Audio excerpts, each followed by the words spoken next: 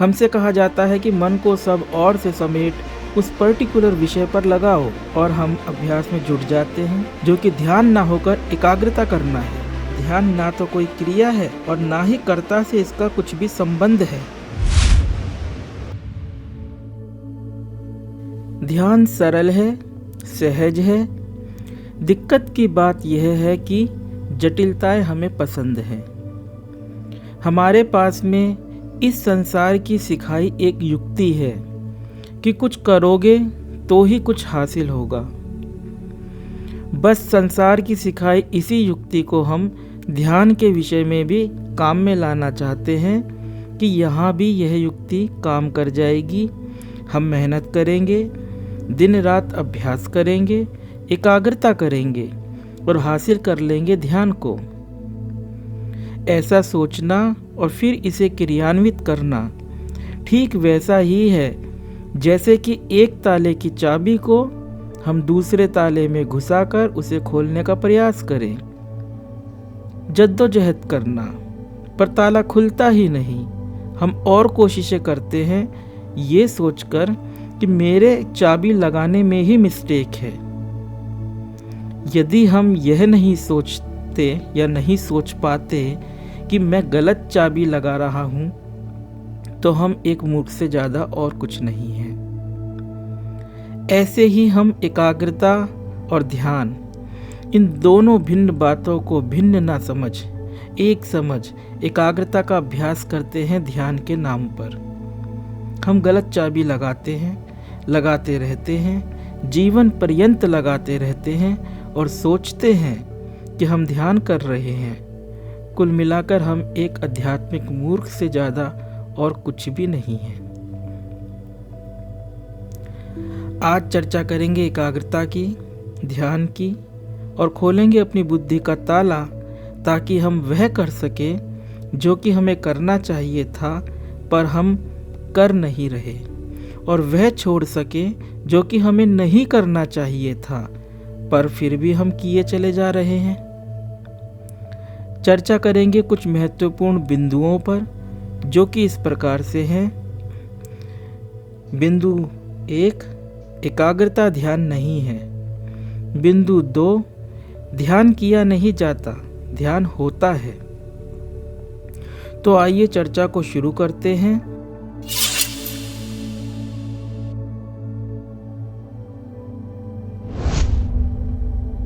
एक उर्दू शेर है, नुक्ता नीचे नुक्ता ऊपर, नुक्ता आता जाता है, एक नुक्ते के हेर फेर से खुदा जुदा बन जाता है। उर्दू लिपि में नुक्ता कहते हैं बिंदु को। खुदा और जुदा शब्द उर्दू लिपि में दिखने में हूबहू एक जैसे ही होते हैं, बस नुक्ते का फर्क होता है, बिंदु का फर्क होता है। नुक्ता ऊपर लगा दो शब्द में तो वह शब्द खुदा पढ़ा जाता है, और यदि वही नुक्ता नीचे लग गया तो वही खुदा शब्द जुदा शब्द बन जाता है। जुदा शब्द पढ़ने में आता है, अर्थात खुदा जुदा हो जाता है। ठीक ऐसा ही हमारे साथ होता है। हम खुदा के लिए एकाग्रता करते हैं पर खुदा जुदा हो जाता है, क्योंकि नुक्ता ऊपर ना लगा नीचे लगा देते हैं, अर्थात हम एकाग्रता करने को ही ध्यान करना समझ किसी न किसी विषय पर चित्त को एकाग्र करने का श्रम किया करते हैं। होता क्या है कि हमें एक विषय पकड़ा दिया जाता है कि इस विषय पर चित्त को अथवा मन को एकाग्र करो, और यही समझा दिया जाता है कि ऐसा करना ध्यान है। यह विषय कोई मंत्र, ओम, राम आदि कोई नाम, किसी देवी देवता का या खुद उस गुरु की इमेज आदि का, या भ्रूमध्य या हृदय स्थान आदि कुछ भी हो सकता है विषय के रूप में, जहाँ पर चित्त को एकाग्र करना है। हमसे कहा जाता है कि मन को सब और से समेट उस पर्टिकुलर विषय पर लगाओ, और हम अभ्यास में जुट जाते हैं, जो कि मेडिटेशन ना होकर कंसंट्रेशन है, जो कि ध्यान ना होकर एकाग्रता करना है। हम अभ्यास करते हैं और पहले से भी ज़्यादा अशांत हो जाते हैं। सामान्य अवस्था में विचार उतना नहीं सताते जितना कि इस अभ्यास के दौरान सताते हैं। हमारी शिकायतों को यह कहकर दबा दिया जाता है कि ये तो युद्ध है, इसी का नाम तो भजन है, और ये तुम्हारे पूर्व जन्मों के संस्कार हैं जो कि बाधा के रूप में अब सामने आ रहे हैं।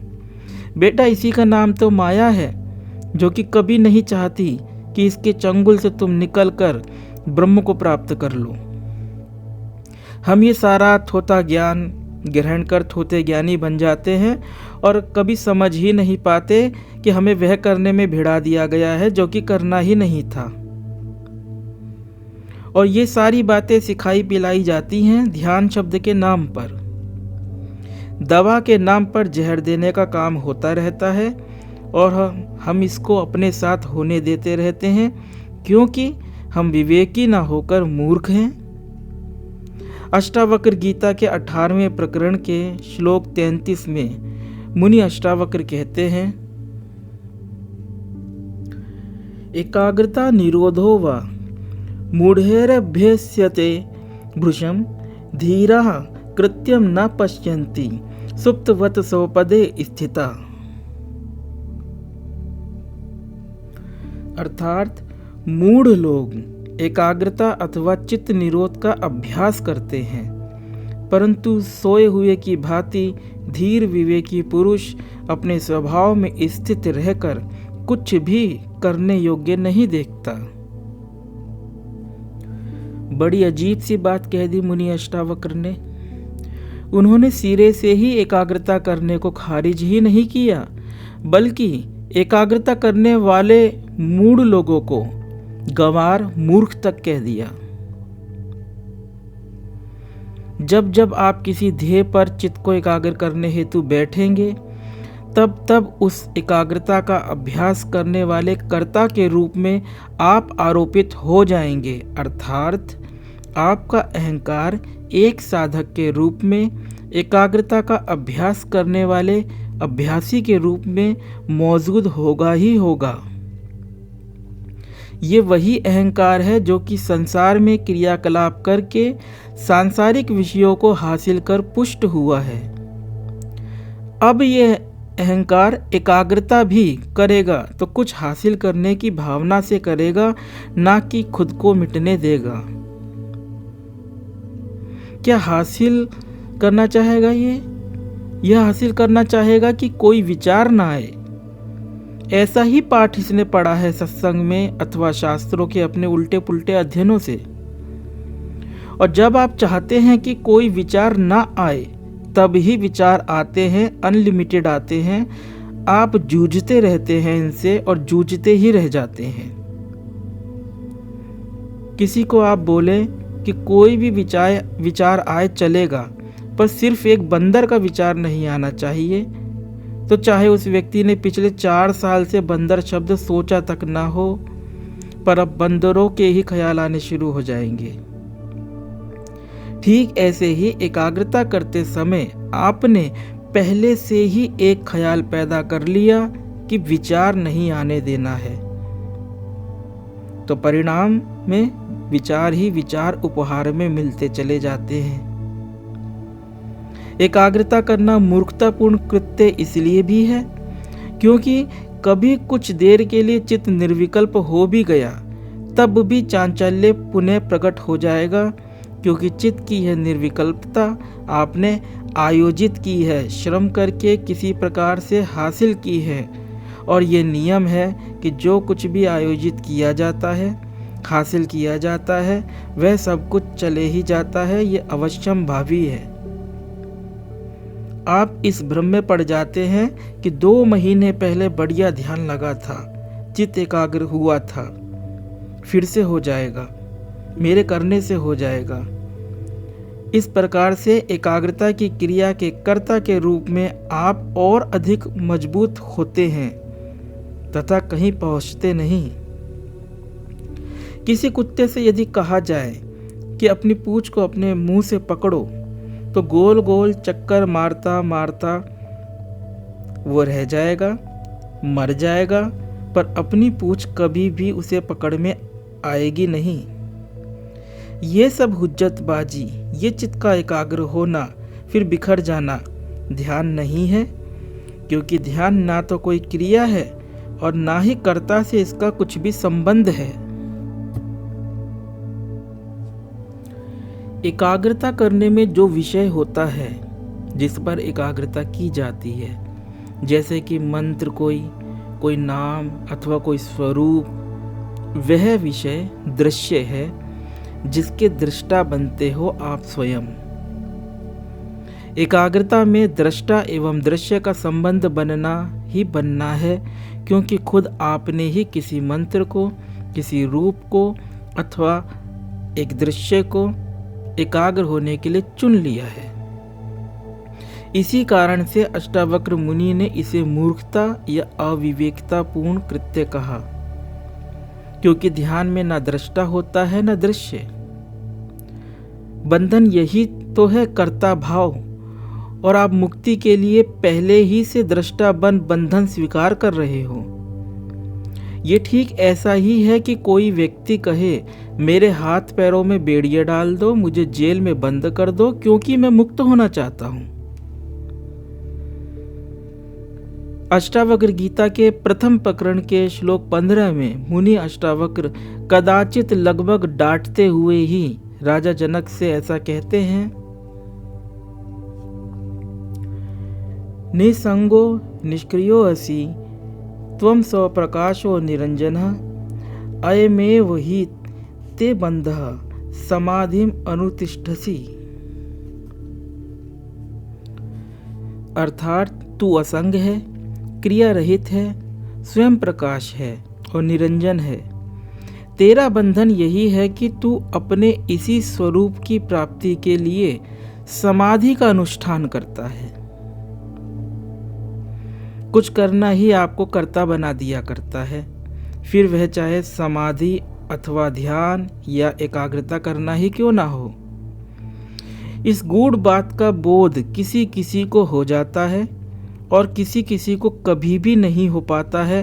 वह बस आँख मूंदते मूंदते गुरु जी का दिया मंत्र या उनके स्वरूप का ध्यान करता हुआ मर जाता है। अब ऐसे में यह प्रश्न उठ सकता है कि यदि एकाग्रता करना ध्यान करना नहीं है और जहाँ तक स्वरूप की आत्मा की बात है वहाँ इस एकाग्रता की कोई जरूरत ही नहीं है, तो फिर ध्यान क्या है? आइए समझते हैं।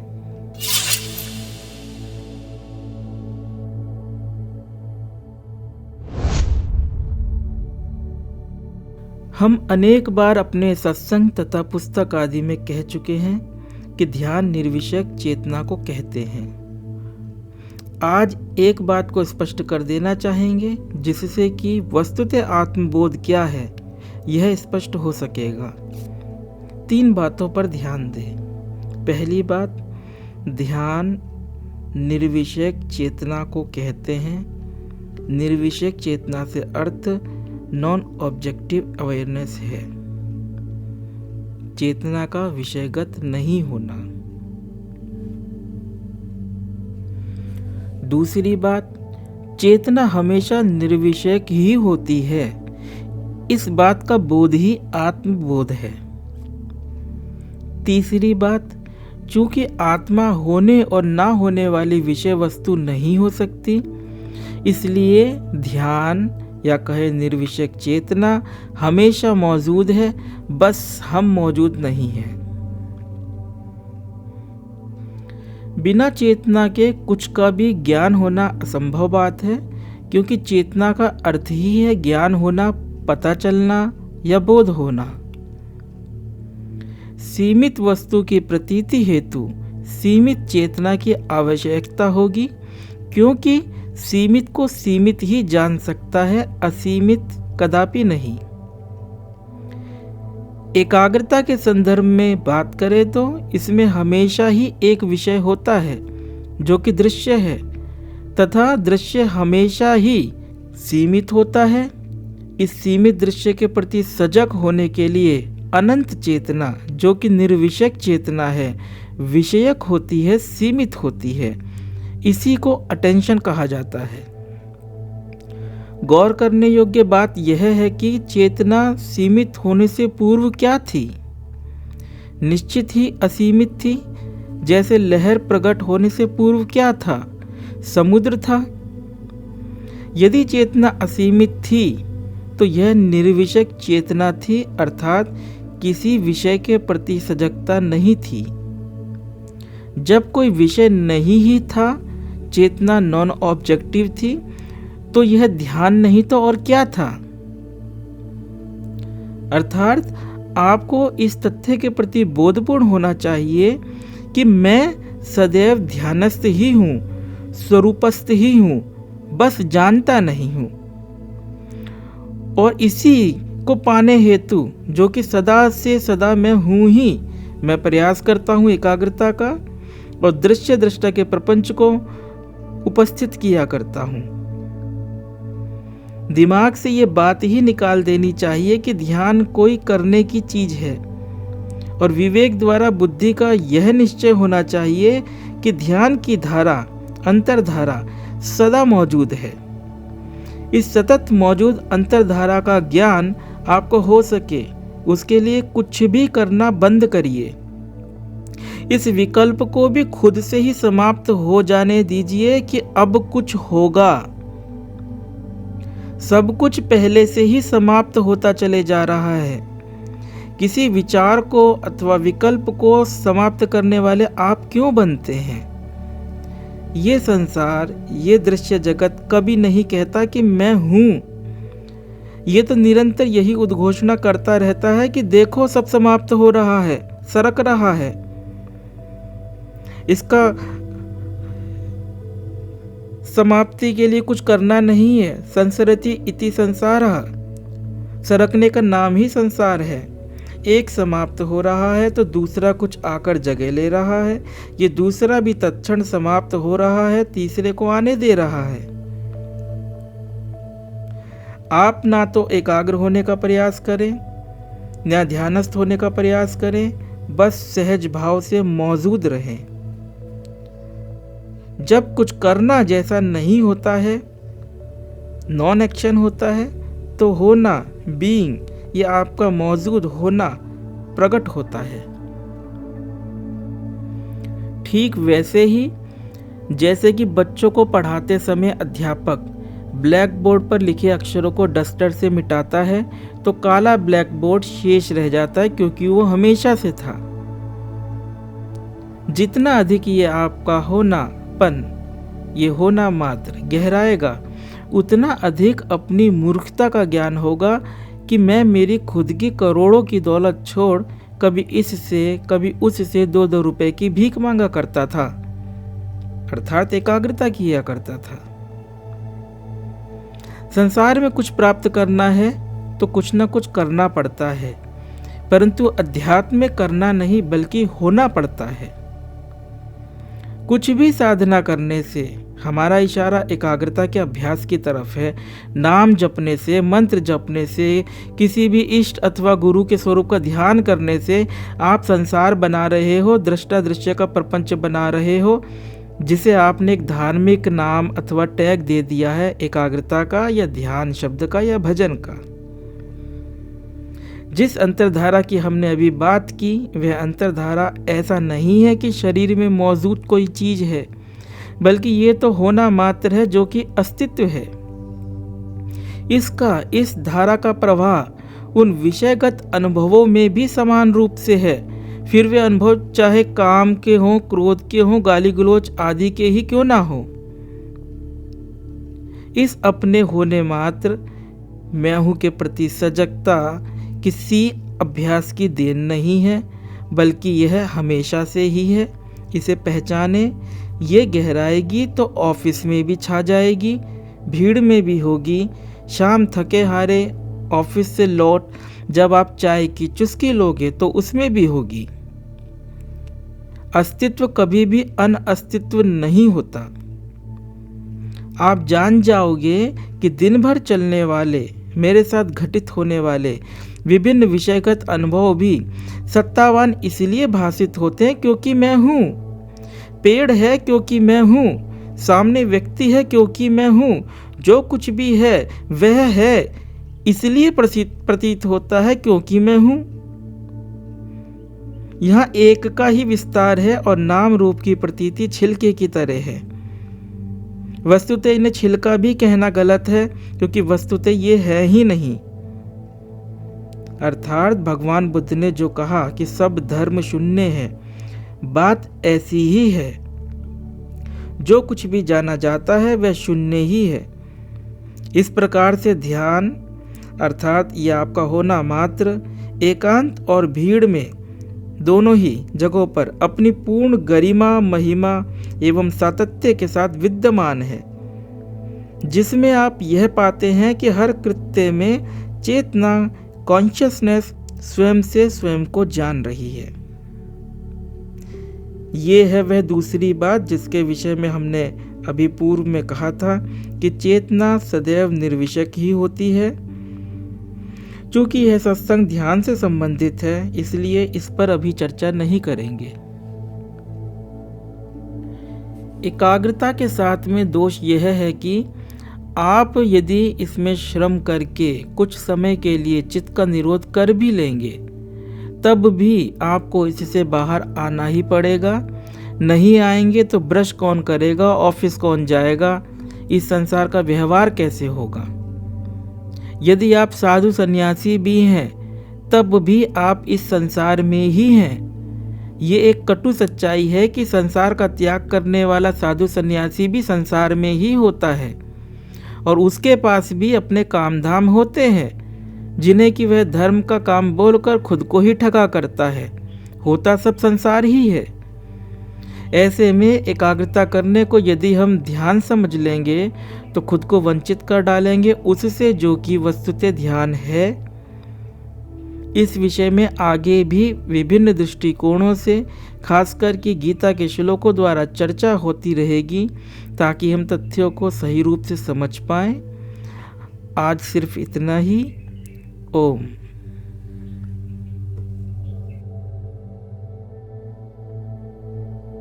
अगर आपको यह वीडियो पसंद आया है तो वीडियो को लाइक जरूर करें और चैनल को सब्सक्राइब कर इस ज्ञान के प्रवाह में अपनी श्रद्धांजलि अर्पित करें।